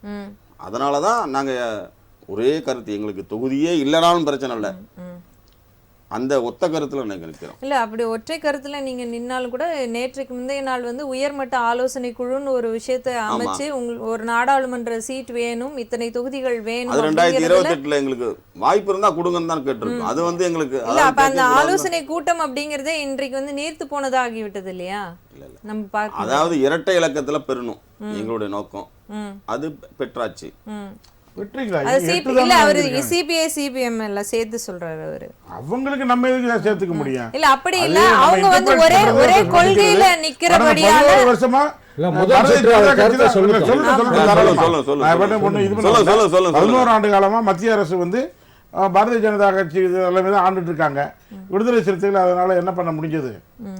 இல்ல, என்ன பண்ண முடிஞ்சதுன்னு இல்ல, தமிழ்நாட்டில் அவங்க வந்து எந்தவித அவங்க என்னென்ன வடிவத்தில் வேணாலும் வந்து வராங்க. அவங்க அதாவது வந்து குறிப்பாக பார்த்தீங்கன்னா துணை ஜனாதிபதி கூட கொடுத்துட்டாங்க. மத்திய மந்திரி சபை கூட மத்திய மந்திரி தோத்து போனவரை தூக்கிட்டு வந்து அவர் மந்திரியாக்கி கூட அழகு பார்க்கறாங்க, துணை ஜனாதிபதி கொடுக்குறாங்க, இப்படி எல்லா விதத்திலையும் கொண்டு போறாங்க. ஆனால் எந்த விதத்திற்கும் பாரதிய ஜனதா தமிழக மண்ணில் ஒருபோதும் இடமளிக்க முடியாது, விடுதலை சிறுத்தை ஒருபோதும் அனுமதிக்காது. திரு சீனிவாச ராவ், நீங்க சொல்லிட்டு இருந்தீங்க பிஜேபியை காலூன்ற விடாது அப்படிங்கிற ஒரு விஷயத்த சொல்லிட்டு இருந்தீங்க. இருந்தாலும் கடந்த காலங்கள்ல நம்ம பின்னோக்கி செல்லும் பொழுது பிஜேபியோடு கூட்டணி வைத்த கட்சியாக நம்ம திமுக வந்து இருந்ததையும் நம்மளால பார்க்க முடியாது, மறுக்க முடியாது. அப்படி இருக்கும் பொழுது இன்றைக்கு மாறி இருப்பது நாளைக்கு மீண்டும் மறுபடியும் பிஜேபியோடு கைகோக்க இருக்க வாய்ப்பு இருக்குன்னு நிறைய ஊடகங்கள்ல பரப்பப்பட்டு சமூக வலைதளங்கள்ல. அப்படி இருக்கும் பொழுது வரும் காலம் அப்படியாக இருக்குமா? அப்படி அமைவதற்கான சாத்தியம்? எதிர்வரும் காலத்துல என்ன நடக்கும், நாளைக்கு என்ன நடக்கும்னு யாராலையும் கணிக்க முடியாது. அது வந்து அதை நம்ம இன்னைக்கு என்ன நடந்தது அப்படிங்கிறத நம்ம வந்து பேசுறோம். திராவிட முன்னேற்ற கழகம் ஒத்த கருத்தோடு, அது விடுதலை சிறுத்தை ஏற்றுக்கொண்ட கருத்தோடு அவங்க வந்து பாரதிய ஜனதாவை நேரடியாக எதிர்க்கிறார்கள். ஆகையால் அவங்களோட நாங்கள் கூட்டணி வைத்திருக்கிறோம். அதே மாதிரி பாரதிய ஜனதாவோட கூட்டணி வைத்திருக்கின்ற ஆல் இந்தியா அளவில் இருக்கிற கட்சிகள் எல்லாமே நீர்த்து போய்விட்டது. ஏன்னா இவங்க போய் எங்க போயிட்டு கூட்டணி வச்சாலும், இப்ப நிதிஷ்குமாரை வந்து உடனே முதல்வர் ஆக்கினாங்க, முதல்வர் ஆன உடனே எம்பி ஆக்கிட்டாங்க, ஒரு சிஎம் சீட்டை தூக்கி உடனே எம்பி ஆக்கிட்டாங்க. இப்படி எல்லா இடத்துலயுமே அவங்களுடைய எங்க வடகிழக்கு மாநிலங்கள் ஃபுல்லாவே நாளைக்கு இபிஎஸ்க்கும் அது போன்ற நிலை வரும் சொல்றீங்களா? இங்கேயும் ஒரு ஏக்நாத் சிண்டேவை உருவாக்கலாம். அந்த நிலை தமிழகத்தில் ஏற்படுத்தி விட கூடாது என்பதற்காகத்தான் விடுதலை சிறுத்தை பாடுபட்டு கொண்டிருக்கிறது. அது வந்து அதிமுகவும் சேர்த்துதான் நாங்க பாடுபடுறோம். திராவிட கட்சிகளை ஒழிக்க வேண்டும் என்பது பாரதிய ஜனதா கட்சியினுடைய மிகப்பெரிய திட்டம். அந்த திட்டத்திற்கு எதிராக நாங்கள் போராடி கொண்டிருக்கிறோம். சரி, நாம இது குறித்து தொடர்ச்சியாக பேசுவோம். நம்ம சேயோன் சார், நீங்க சொல்லுங்க, இன்றைக்கு அதிமுக நேரடியாகவே களம் காண்கிறது. ஏற்கனவே சிட்டிங் பொசிஷன்ல இருக்கக்கூடிய KN நேரு, திரு மா சுப்பிரமணியம், திரு TRB ராஜா அவங்க தொகுதியிலையும், பிளஸ் சேப்பாக்கம், திருவல்லிக்கேணி, கொளத்தூர், இது எல்லாத்துலேயுமே ஏடிஎம்கே ஸ்ட்ரெயிட்டாக எகென்ஸ்டாகவே போட்டிக்கு களமிறங்குறதாக இருக்குது. இந்த ஒரு விஷயம் அவங்களுடைய ஸ்டெப்பிங் ஃபார்வர்டை நீங்கள் எப்படி பார்க்குறீங்க? இந்த தேர்தலை பொறுத்தவரையும் இது அதிமுக தலைமையிலான தேசிய ஜனநாயக கூட்டணியாக தெரியவில்லை. இது பாரதிய ஜனதாவால் கட்டாயப்படுத்தி வைக்கப்பட்ட கூட்டணியாக தான் தெரியுது. ஏன்னா பேசக்குள்ள சொன்னாங்க 2 சுற்று 3 சுற்றாக நாங்கள் பேசினோம், உடனே முடிச்சிட்டாங்க பாட்டாளி மக்கள் கட்சியிலான்னு. நாங்கள் 2 சுற்று 3 சுற்று 4 சுற்று பேசுகிறோம்னா எங்களுடைய கூட்டணி கட்சிகளுக்குள் ஒரு ஜனநாயகம் இருக்கிறது. திறந்த வெளியோடு உட்கார்ந்து திறந்த மனதோடு ஒரு பெரிய அண்ணன் மனப்பான்மை இல்லாமல் அனைத்து கட்சிகளும் சமம் என்று ஒரே டேபிளில் உட்காந்து பேசுகிறோம். அதனால் விவாதித்து பேசி 2 சுற்று 3 சுற்று பேசி ஒரு முடிவு எட்டுகிறோம். ஆனால் அதிமுக கூட்டணியில் எங்கு பேசினார்கள் என்று உலகத்துக்கே தெரியும். பேசியது அனைத்தும் அமித்ஷாவினுடைய இல்லத்தில். ஆனால் ஒப்பந்தம் கையெழுத்தானது மட்டும்தான் எம்ஜிஆர் மாளிகையில். எங்கு பேச்சுவார்த்தை நடைபெற்றிருக்க வேண்டும்? ஒன்று எம்ஜிஆர் மாளிகையிலோ அல்லது எடப்பாடி பழனிசாமி அவர்கள் இல்லத்திலோ நடைபெற்றிருக்க வேண்டும். 3 நாட்கள் ரகசிய பேச்சுவார்த்தைகள் அனைத்தும் டெல்லியில் நடந்து அங்கே கூப்பிட்டு மிரட்டி அவர்களிடம் நாங்கள் இவ்வளவு கொடுப்போம் வாங்கி கொள்ளுங்கள். எடப்பாடி பழனிசாமி கூட்டணியுடைய தலைவர் என்றாலும் அவர் அதிமுகவுக்கு இவ்வளவு இடங்கள் கொடுங்கள் என்று பாரதிய ஜனதாவிடம் கெஞ்சக்கூடிய நிலையில் தான் இன்றைக்கு இருக்கிறார். இன்னைக்கு அவர் எங்க பிரச்சாரத்தை ஆரம்பிச்சாரு? அம்மா கரெக்டா கேட்டீங்க, எந்த ஊர்ல ஆரம்பிச்சாரு? அது யாருக்கு ஒதுக்கி இருக்காங்க? பிஜேபிக்கு. நம்ம கூட்டணி தலைவர் வந்து எந்த ஊர்ல இருந்து எந்த தொகுதியில இருந்து ஆரம்பிப்பாரு? பெரும்பாலும் சொல்லுங்க, தன்னுடைய கட்சி எங்கு போட்டி எடுக்கிறதோ அந்த தொகுதியில இருந்து ஆரம்பிப்பார். அப்ப அந்த கூட்டணி தலைவர் யாரு? பிஜேபி தலைமை ஏற்கிறது என்பதால் தான் எடப்பாடி பழனிசாமி மயிலாப்பூர்ல இருந்து பிரச்சாரத்தை ஆரம்பிச்சிருக்காரு. அதனால இப்ப ஏன் பாட்டாளி மக்கள் கட்சி வந்து சீட்டை சொல்றாரு பணபலத்தை வைத்துதான் பட்டிகள் தயார் செய்கிறது. அதெல்லாம் கிடையாது, அதெல்லாம் தேவையில்லை. திமுகவுக்கு மக்கள் பலம், மக்களோடு மக்களாக திமுக இருக்கிறது. மக்கள் எங்களோடு இருக்கிறார்கள். எங்களுடைய திட்டத்தினுடைய பயனாளிகள் ஒவ்வொரு வீட்டிலும் இருக்கிறார்கள். இன்னும் சொல்றேன், பாட்டாளி மக்கள் கட்சி ஏன் 18 சீட்டுக்கு ஒத்துக்கிச்சு குறைச்சலா 91க்கு பிறகுன்னு கேட்டீங்க. பதில் என்ன தெரியுமா? மருத்துவக் கல்வி முறைகேடு வழக்கு பட்டியலிட போகிறது. அதனால் கொடுக்கக்கூடிய சீட்டுகளை வாங்கி கொண்டு நீங்கள் நிற்க வேண்டும் என பாரதிய ஜனதா கட்சி நிர்பந்தப்படுத்தியதால் தான் 5 தொகுதிகளை குறைத்து கொண்டு நிற்கிறார்கள். அது மட்டுமல்ல, இன்றைக்கு பாட்டாளி மக்கள் கட்சி 2ஆக இருக்கிறது. ஒன்று மருத்துவர் ஐயா மதிப்பிற்குரிய ராமதாஸ் அவர்கள் தலைமையில் ஒரு பாட்டாளி மக்கள் கட்சியும், அன்புமணி ராமதாஸ் தலைமையில் ஒரு பாட்டாளி மக்கள் கட்சியும் இருக்கிறது. இதெல்லாம் மறைச்சிட்டு இன்றைக்கு அரசியல் விமர்சகராக இருந்த குமாரராஜா அவர்கள் இன்றைக்கு பதவி உயர்வு பெற்று இன்றைக்கு அனைத்து இந்திய அண்ணா திராவிட முன்னேற்ற கழகத்தினுடைய கொள்கை பரப்பு செயலாளராக பொறுப்பேற்றிருக்கிறார். அவருக்கு நான் என்னுடைய வாழ்த்துக்களை தெரிவித்துக் கொள்கிறேன். இதுக்கு முன்னாடி வாதத்துல பாரதிய ஜனதா கட்சியினுடைய கொள்கை பீரங்கி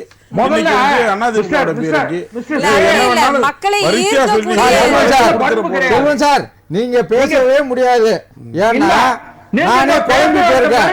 நீங்க பாரதிய ஜனதா கட்சியா, அண்ணாமலையோட அன்பு கூட்டமா, இல்ல விஜயோட ஆதரவாளர் தெரியல. சுற்றுவாளர்கள பேசுங்க, கேள்வி.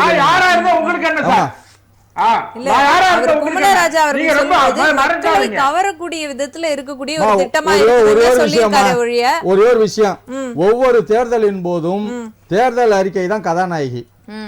2006 தேர்தலின் போது திமுக அறிவித்த இலவச வண்ண தொலைக்காட்சி பெட்டி அந்த தேர்தல் அறிக்கை தான் கதாநாயகின்னு முன்னாள் நிதியமைச்சர் திரு ப. சிதம்பரம் சொன்னாரு. இன்னைக்கு நேத்து தேர்தல் அறிக்கை அதிமுக வெளியிட்டது.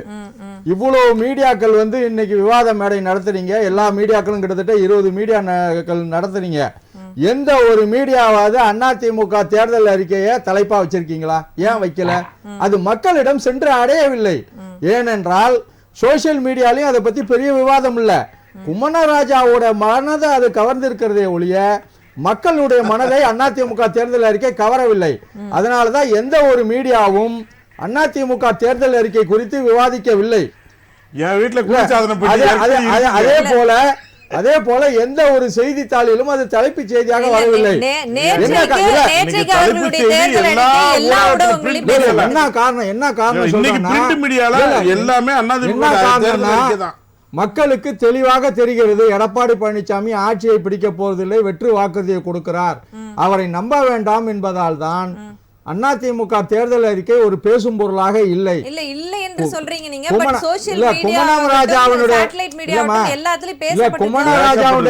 குமரராஜாவுடைய மனதை கவர்ந்திருக்கலாமே ஒழிய மக்களுடைய மனதை அது கவரவில்லை.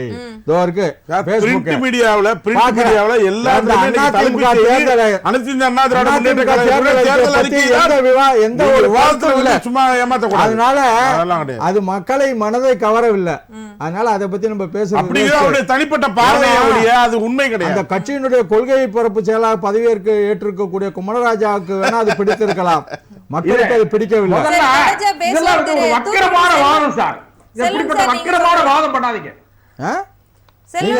நல்ல வாதமா? உங்களுடைய தரப்பு கருத்துக்களை இப்ப நீங்க சொல்லலாம்.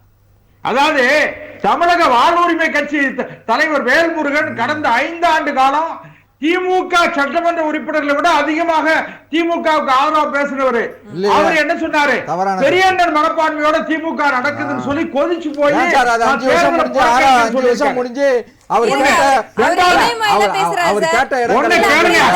இடைமேல பேசுறாரு. அவர் இடைமறிக்க வேண்டாம், நீங்க சொல்லுங்க.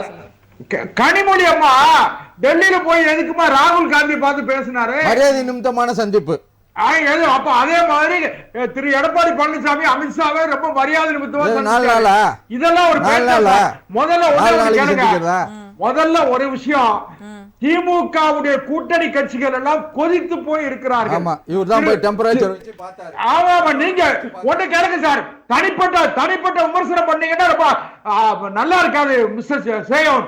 நீங்க அட்வொகேட் தான், நானும் அட்வொகேட் தான். நீங்க விமர்சகர் தான், நானும் விமர்சகர் தான். நீங்க எனக்கு டிக்டேட் பண்ணாதீங்க. எல்லாரும் கமெண்ட் பண்ணிக்கிறீங்க. உங்களுக்கு கேட்ட கேள்வியை பத்தி பேசாம நீங்க திமுக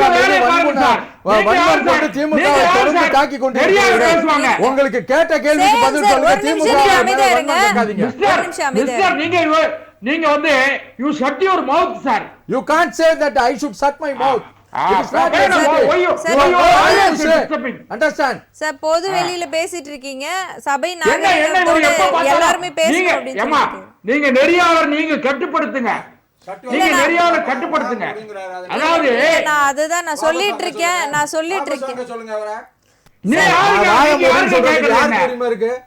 நீங்க யாருங்க கேக்குறது? என்ன பார்த்து எப்ப பார்த்தா நீங்க எப்பவுமே நீங்க குறுக்க வந்துட்டே இருப்பீங்களா? அது குறித்து சொல்லிட்டு இருக்கேன். அது குறித்து தான் பேசிட்டு வாபஸ் வாங்க சொல்லுங்க. முதல்ல அந்த வார்த்தையை வாபஸ் வாங்க சொல்லுங்க.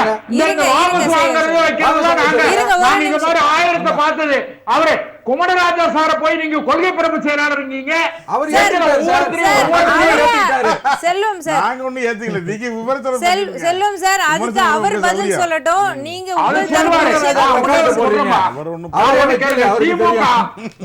திமுகவுக்கு எப்பொழுதுமே அடுத்தவர்களை குறைத்து மதிப்பிடுவது, தரக்குறைவாக பேசுவது. சாரி சேயோன் சார், இருங்க ஒரு நிமிஷம் இருங்க. அதாவது திருமதி கனிமொழி போய் காங்கிரஸ் கட்சிக்கு இங்க சீட் ஷேரிங்ல பிரச்சனை வந்த உடனே ராகுல் காந்தி போய் பார்த்துட்டு வந்தாங்க, பார்த்து சமாதானம் பேசிட்டு வந்தாங்க. அதுக்கு பிறகு கிரீஷ் சோடங்கர் சரியானாரு, பி. சிதம்பரம் தலையிட்டாரு.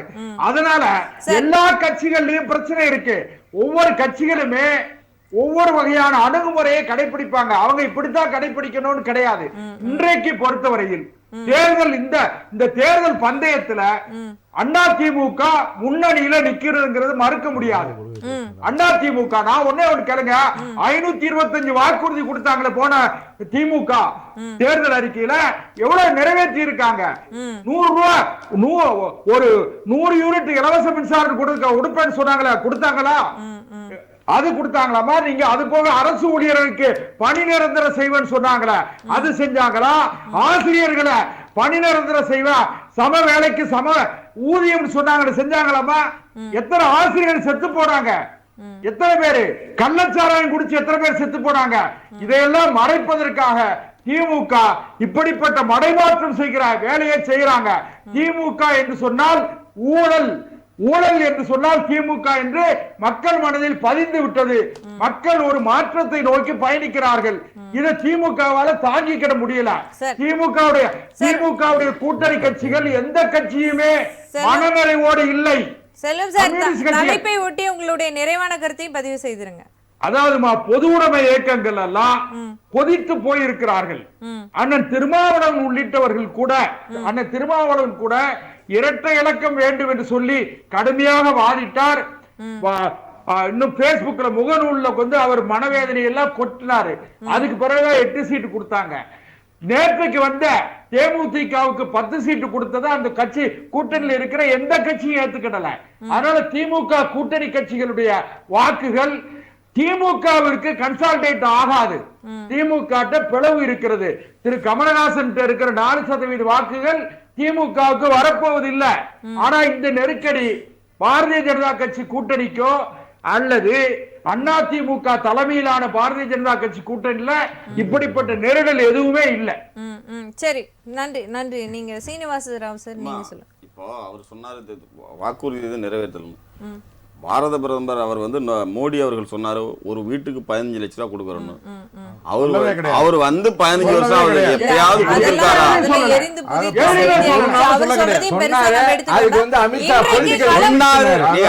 தேர்தல் அறிக்கையில சொன்னதை நம்ம கேட்கிறோம்.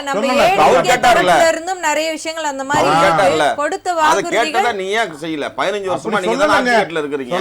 15 வருஷமா ஆட்சி கட்டுல இருக்கிறது யாரு? பாரதிய ஜனதா. அப்படி சொல்லவே இல்ல. எந்த யாரோட அக்கௌண்ட் 15 லட்சம் ரூபாய் வீட்டுக்கு போனதா? சொல்லல சார், தவறாக பதிவு பண்ணாதீங்க. சொல்லவே இல்ல. ஆனா அப்படி சொல்லவே இல்ல. இல்ல நீங்க எதையாவது மடைமாற்றம் செய்து ஓட்டை வாங்க வேண்டும் என்று, அதுவும் இவங்க யாரோட கூட்டணி போட்டிருக்காங்க தெரியுங்களா? இடி. என்ன அதை இப்ப தேர்தல் கமிஷனோட ஒப்பந்தம் போட்டாங்க. இப்ப எல்லா மிஷின்களையும் அவங்களோட கண்ட்ரோல் ஆபரேட் பண்ணிருக்காங்க.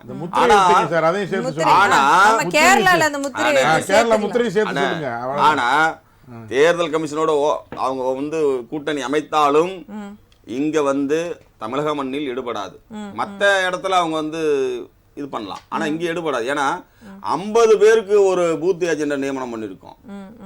நீங்க எந்த இடத்துல எங்க லாக் பண்ணாலும் உடனடியா மீடியா வச்சு அது உலகம் முழுக்க பெரிய ஒரு மிகப்பெரிய பாரதிய ஜனதாவுடைய அந்த நாடகத்தை நாங்கள் அரங்கேற்றிடுவோம். அதுக்கு நாங்க கூட்டணி கட்சிகள் திமுகவோட நாங்க தயார் நிலையில இருக்கோம். ஆகையால் நாங்கள் வலுவான கூட்டணி, வெற்றி கூட்டணி, சமூக நீதி கூட்டணி. என்ன வார்த்தையை பயன்படுத்தாம இருக்காங்களே, சமூக நீதி கூட்டணி. இந்த கூட்டணி வெற்றி பெறுவதற்கான அடுத்த கட்ட ஆட்சியில் அமர்வதற்கான எல்லா சாத்தியங்களும் இருக்கிறது. நாங்கள் தான் அடுத்த ஆட்சி அமைக்கிறோம். தேர்தல் வாக்குறுதிகள் இந்த கூட்டணி வியூகங்கள் எதுவும் எடுபடாது. அது வெற்றி அறிக்கை, அதை விட்டு தள்ளுங்க. அது வந்து இப்ப அவரு ஐயா சொன்ன மாதிரி வந்து எந்த இதுல விவாத பொருளா மாறல. அதை நாம ஏன் விவாதிச்சுக்கிட்டு. சரி, நன்றி நன்றி. அடுத்ததாக குமணராஜா சார், உங்களுடைய நிறைவு கருத்து தலைப்பை ஒட்டி. அதாவதுங்க, பாமகவுக்கு ஏன் குறைச்சிக்கிட்டாங்க அப்படின்னா இன்றைய சூழலில் அவங்களுக்கு ஏற்ற மாதிரி நடந்திருக்குது. அது 18 சீட் ஆக்கியிருக்காங்க, அதை ஏற்றுக்கொண்டார்கள். அவங்க பாரதிய ஜனதா கட்சிக்கு 20லேருந்து 27ஆக மாறி இருக்கிறது. இப்போ இந்த பட்டி அப்படி சொல்கிற இந்த ஏற்பாடை வந்து ஈரோட்டில் சேவன் அவர்கள் சொன்னார், இல்லை பண்ணலன்னு. ஈரோட்டில் நம்ம பார்க்கலையா? ஈரோட்டு கிழக்கில் பட்டிகள் அமைத்து படங்களை போட்டு வேண்டிய அளவுக்கான எல்லா வேலைகளையும் செஞ்சாங்களா இல்லையா? இல்லாத புதுசாக ஏதோ பண்ணுற மாதிரி செஞ்சுட்டு இருக்காங்கல்ல. திராவிட முன்னேற்ற கழகம் இந்த தடவை அதிகபட்சமாக பணத்தை நம்பி நிற்கிறது. ஆனால் மக்கள் மனதை நம்பி நிற்கிறதாக ஒரு கூட்டணி இருக்கிறதாக அவங்க சொல்றாங்க. அவங்க நான் சொல்லலை, அவங்க சொல்றாங்க. அப்ப ஏடிஎம்கேல கூவத்தூர்ல போனதெல்லாம் அதெல்லாம் வந்து ஏடிஎம்கே அது ஆட்சி அதுமா எம்எல்ஏக்கள் கிடையாது. அது புனித படங்கள் நாங்க சொல்லவே இல்லையே. யாரு சொன்னா புனித பயணம் நாங்க சொல்லவே இல்லை. அதான் தெளிவா. அதாவது அரசியல்ல இந்த ஆயாராம் காயாராம் இது எல்லா இடத்துலயும் தான் உண்டு. யாரை இப்படி கொண்டு வரணும், அது வந்து எம்எல்ஏ எலெக்ஷனுக்கு நடந்தது இல்ல. எம்எல்ஏக்கள் எதுவாக இருந்தாலும் பணம் பேரம் அப்படிங்கிற ஒரு விஷயம் பணத்தை வைத்து அரசியல் தீர்மானிக்கப்படுகிறது அப்படிங்கிறது எல்லா கட்சியிலும் இருக்கா இல்லையா? எல்லா கட்சியிலும் உண்டு. 1969 1969 அண்ணா காஞ்சிபுரத்துல என்ன போது அன்றைக்கு இருந்து ஏகாம்பர ரெட்டியார் வந்து 5 ரூபாய் பணத்தை கொடுத்து தான் ஆரம்பிச்சு வச்சாங்க. அதுல எல்லாம் மாற்றம் இல்லை. பணம் என்பது இல்லாமல் இன்றைக்கு நடக்கவே நடக்காது. அதே மாதிரி என்னுடைய அன்பு நண்பர் சாதியவாதிகளாக வராங்க அப்படின்னு சொன்னாங்க. சாதியவாதி இந்த கட்டமைப்பு இந்த வாதத்தை வந்து தமிழகத்துல யார் சொன்னாலும் எடுபடாது. சாதி இல்லாமல் தமிழகத்தில் எந்த கட்சியும் இல்லை, எந்த தேர்தலும் இல்லை. அதெல்லாம் சும்மா ஏமாத்துறது. எந்த கட்சியும் சாதி எந்த கட்சியும் இன்னைக்கு சாதி இல்லாமல் எந்த கட்சி நடத்தவே கிடையாது. எல்லா கட்சியும் இல்ல. அதை நீங்க அப்படி பொருள் செய்து கொள்ளக்கூடாது. எல்லா சாதியினருக்கும் எல்லாமே கிடைக்கணும். சிறுபான்மையினராக இருக்கக்கூடியவங்களுக்கும் எல்லாருக்கும் ஒரே சமூக நீதி கிடைக்கணும்ங்கிற அந்த ஒற்றை கோட்பாடுல தான் அவங்க நிக்கிறாங்க. என்னங்க சிறுபான்மையினரு என்ன பாரதிய ஜனதா கட்சி ஆட்சிக்கு வந்தால் சிறுபான்மையினருக்கு எல்லா பிரச்சனையும் வந்துடும் அப்படின்னு சொல்லிட்டு கடந்த 15 ஆண்டுகளை சொல்லிட்டு இருக்காங்க. 16 வருஷமா செல்வம் மட்டும் இருக்குது. எந்த சிறுபான்மையினருக்கு எந்த பிரச்சனை வந்து சொல்லுங்க. யாரை ஏமாற்றுவதற்காக கூட்டணி என்று ஏமாற்றிக் கொண்டிருக்கிறார்கள். 16 வருஷம் வந்தது எங்க வந்தது? எந்த பிரச்சனை வந்தது? யாரும் வளர்ச்சிட்டு இருக்காங்க, யாரும் தள்ளப்பட்டு இருக்காங்க. தூண்டி விடுறதுக்காக மதவாதத்தை தூண்டி ஒரு பிரச்சனை கொண்டு வரதுக்காக இருந்தது. வக்பாடு வைக்க கூடாது இருக்கா? 370 எடுத்துட்டா இந்த நாடே காணா போயிடும், ஆறா போயிடும். நீங்க எடுத்துட்டாங்க 370. என்னாச்சு? தமிழ்நாடு இந்தியாவே கெட்டு போயிடுச்சா, வீணா போயிடுச்சா? சொல்லுங்க. நீங்க இந்த மத சார்பற்ற அணியை பிடிக்கிறது, சமூக நீதிக்காக பேசுறவங்கன்றது, இந்த சிறுபான்மையினருக்கு நாங்கள் தான் பாதுகாவலர் சொல்லி சொல்றது, இதெல்லாம் மக்கள்கிட்ட இனிமேல் எடுபட போவதில்லை. இந்த இரண்டு கட்சிகள்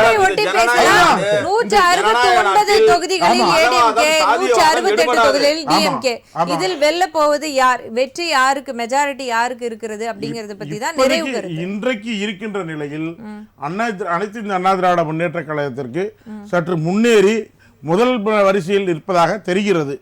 இன்னும் தேர்தல் நெருங்க அவர் எப்படி மாறும் என்பதை மக்கள் மனநிலை தான் வெளிப்படுத்தும். அதுதான் இன்றைக்கு இருக்கிற மிக முக்கியமான பொருள். ஆனாலும் அதிமுக தேர்தல் அறிக்கை மக்களிடம் போய் சேர்ந்திருக்கிறது. நல்லது. மீண்டும் தாலிக்கு தங்கம் வரும், 25,000 ரூபாய் ஸ்கூட்டருக்கு பணம் வரும், 2,000 ரூபாய் வரும் அப்படிங்கிறது சோர்ஸ் எப்படி வரப்போகுது அப்படிங்கிறது அதிமுக தான் முடிவு செய்ய ஒழிய வேற யாரும் முடிவு செய்ய முடியாது. ஆகவே முன்னணியில் அதிமுக இருப்பதாக ஊடகங்கள் சொல்கின்றன. சரி, நன்றி. திரு சேகன் அவர்கள், உங்களுடைய மோடி அவர்களுடைய 15 லட்சம் ப்ராமிஸ் பற்றி கேட்டீங்க, இல்லைன்னு மறுத்தாங்க. என்டிடிவி வெப்சைட்டில் ஏப்ரல் 23, 2018 நியூஸை எடுத்து பாருங்க. Article, what about 15 lakh in accounts promised by Prime Minister Modi asked RTI. The reply, 2014, in 2014, before becoming Prime Minister, Narendra Modi promised to bring back black money and deposit 15 lakh to every citizen bank account. A question under RTI Act regarding Prime Minister Narendra Modi's promise of depositing 15 lakhs into every citizen's bank account has drawn a blank from Prime Minister's office. The application had asked for the exact date when the money will be deposited. Sir, அதுக்கு வந்து என்ன வந்து ஒரு நிமிஷம் சொல்ல விடுங்க.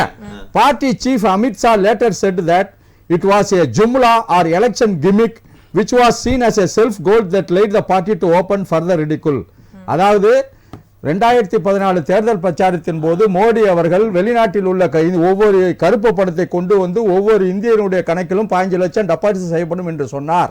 அது எப்போது டெபாசிட் செய்யப்படும் என்ற ஆர்டிஐல ஒரு சிட்டிசன் கேள்வி கேட்கக்குள்ள அது குறித்து வந்து பதில் அளிக்க பிரதம மந்திரி அலுவலகம் மறுத்து விட்டது. அது குறித்து செய்தியாளர்கள் அமித்ஷாவை கேட்கக்குள்ள பொலிட்டிக்கல் கிமிக்ஸ், ஜும்லா, அதாவது இது ஒரு தேர்தல் விளையாட்டு, நாங்கள் ஆட்சியை பிடிப்பதற்காக ஒரு வாக்குறுதி கொடுத்தோம். அதாவது பாரதிய ஜனதா கட்சி என்பது பொய்யான வாக்குறுதிகளை கொடுக்கக்கூடிய ஒரு கட்சிங்கிறது நிரூபிச்சிருக்கு. அதனால நரேந்திர மோடி 5 லட்சம் கொடுக்கறதா சொல்லலன்னு சொன்னா ஏப்ரல் 13, 2018 NDTV-னுடைய வெப்சைட்ல போய் அந்த ஆர்டிக்கலை படிச்சா தெரியும். இல்ல வெப்சைட்ல போய் Prime Minister Modi's electoral promise of rupees 15 lakhs depositing into every citizen's bank account போட்டா தெரியும். அதனால 15 லட்சம் டெபாசிட் செய்யப்படும் என பொய் வாக்குறுதி கொடுத்து ஆட்சியை பிடித்த ஏமாற்றுக்காரர் பாரதிய ஜனதா கட்சியோ இல்லை பாரதிய ஜனதாவை தமிழகத்திலே தாங்கி பிடிக்கக்கூடிய அதிமுகவோ திமுகவையோ திமுகவுடைய தேர்தல் அறிக்கையை பற்றி எந்த குறையும் சொல்ல அவர்களுக்கு அருகதை இல்லை. என்னுடைய இறுதி கருத்து என்னன்னா 168 தொகுதிகளில் திமுக போட்டியிடுகிறது. 234 தொகுதிகளில் இந்த சட்டப்பேரவை தேர்தலில் 200க்கும் அதிகமான தொகுதிகளை மதசார்பற்ற முற்போக்கு கூட்டணி நிச்சயமாக வென்று திரு முத்துவேல் கருணாநிதி ஸ்டாலின் அவர்கள் 2வது முறை முதலமைச்சராகவும் திமுக 7வது முறை ஆட்சியை பிடிக்கும். 2வது முறையாக ஆட்சியை திமுக பிடித்ததில்லை என்ற வரலாறை இந்த முறை திமுக உடைக்கும். கலைஞர் அவர்கள் 8 அடி பாய்ந்தால் இன்றைக்கு முத்துவேல் கருணாநிதி ஸ்டாலின் அவர்கள் 64 அடி பாய்கிறார். கூட்டணி கட்சி கொண்ட ஆதரவுடன் மக்களுடைய பேராதரவுடன் திராவிட மாடல் 2.0 ஆட்சி அமைய போகிறது. நிச்சயமாக நாம் அதை பற்றி விவாதிப்போம். அனைவரும் உதயசூரியனுக்கும் கூட்டணி கட்சிகளுக்கும் வாக்களிப்பீர். நன்றி, வணக்கம். கனவு காணுங்க, எல்லோருக்கும் இருக்கிறது. உங்க கனவு மண்ணாகி போகும், தவிடுபொடி ஆகி போகும். கொஞ்சம் கொஞ்சம் தண்ணி குடிச்சீங்க செல்வம், வயிற்றுல தனிச்சீங்க. இல்ல இல்ல இல்ல வேண்டிய கலைஞர மாதிரி விஷத்தை கொடுக்கறதுக்கு பதிலா வெள்ளத்தை கொடுத்து காலி பண்றதுக்கு திமுக மாதிரி ஆட்கள் உலகத்திலே கிடையாது. அண்ணே, நாங்களா மதசார்பற்ற கூட்டணி வச்சிருக்கோம். ஆனா நீங்க தேர்தல் கமிஷனோட கூட்டணி வச்சிருக்கீங்க. தேர்தல் கமிஷனோட கூட்டணி வச்சிருக்கீங்க. ஈவியோட கூட்டணி, ஈவியோட கூட்டணி வச்சிருக்கீங்க. சிபிஐயோட கூட்டணி, இன்கம் டாக்ஸ் டிபார்ட்மெண்டோட கூட்டணி. அதனால உங்களுக்கு எல்லாருக்கும் இளைஞரணி மாணவர்கள் இருந்தா பிஜேபிக்கு வாதம் கூட அமலாக்கத்துறை, வருமான வரித்துறை, தேர்தல் கமிஷன், உதவி. சரி, ஓகே. நிகழ்ச்சிக்கு வந்து பங்கு பெற்று உங்களுடைய மேலான கருத்துக்களை பகிர்ந்து கொண்டமைக்கு அனைவருக்கும் மிக்க நன்றி. நன்றி சார், நன்றி. நன்றி செல்வம் சார். மக்களை மீண்டும் விவாத நேரம் நிகழ்ச்சியில் சந்திக்கலாம். நன்றி, வணக்கம். கருத்து சொந்த கருத்துன்னு சொல்லியா? ஏன் 5 நிமிஷம்